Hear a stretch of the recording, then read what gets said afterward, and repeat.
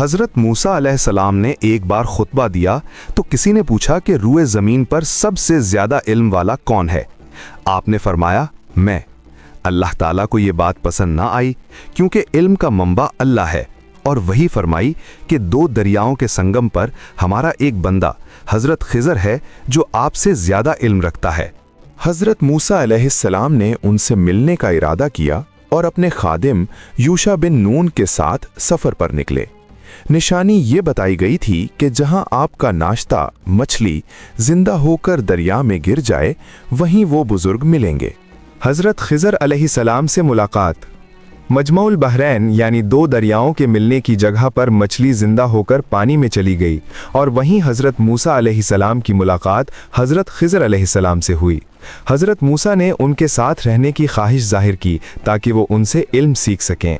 حضرت خضر علیہ السلام نے کہا، آپ میرے ساتھ صبر نہیں کر سکیں گے، لیکن حضرت موسیٰ علیہ السلام کے اصرار پر انہوں نے ایک شرط رکھی، آپ مجھ سے کسی چیز کے بارے میں سوال نہیں کریں گے جب تک میں خود نہ بتا دوں۔ سفر کے دوران حضرت خضر علیہ السلام نے 3 ایسے کام کیے جو بظاہر شریعت اور عقل کے خلاف لگ رہے تھے۔ کشتی میں سوراخ کرنا۔ ایک کشتی والوں نے انہیں مفت سوار کیا، لیکن حضرت خضر علیہ السلام نے اس کا ایک تختہ توڑ دیا۔ حضرت موسیٰ علیہ السلام خاموش نہ رہ سکے اور اعتراض کیا کہ آپ نے ان کا نقصان کیوں کیا۔ دوران سفر حضرت خضر علیہ السلام نے ایک بظاہر معصوم لڑکے کو قتل کر دیا۔ حضرت موسیٰ علیہ السلام شدید حیران ہوئے اور اسے ناپسندیدہ فعل قرار دیا۔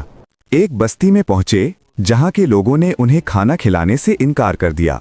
وہاں ایک دیوار گرنے والی تھی، حضرت خضر نے اسے بغیر اجرت کے سیدھا کر دیا۔ حضرت موسیٰ علیہ السلام نے کہا کہ آپ اس کی مزدوری لے سکتے تھے۔ 3 بار سوال کرنے پر حضرت خضر علیہ السلام نے فرمایا کہ اب ہمارے درمیان جدائی کا وقت آ گیا ہے، اور پھر ان کے پیچھے چھپی حکمتیں بتائیں۔ وہ کشتی غریبوں کی تھی، آگے ایک ظالم بادشاہ تھا جو ہر صحیح سالم کشتی چھین رہا تھا۔ عیبدار ہونے کی وجہ سے وہ بچ گئی۔ وہ لڑکا سرکش تھا اور بڑا ہو کر اپنے نیک والدین کو گمراہ اور پریشان کرتا۔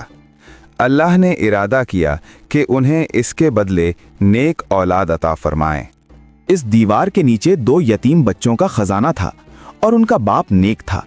اللہ چاہتا تھا کہ بچے جوان ہو کر اپنا خزانہ نکالیں، اس لیے دیوار گرا کر خزانہ ظاہر ہونے سے بچایا گیا۔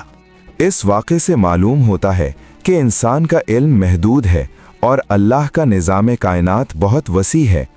بعض اوقات ہمیں جو چیز بظاہر شر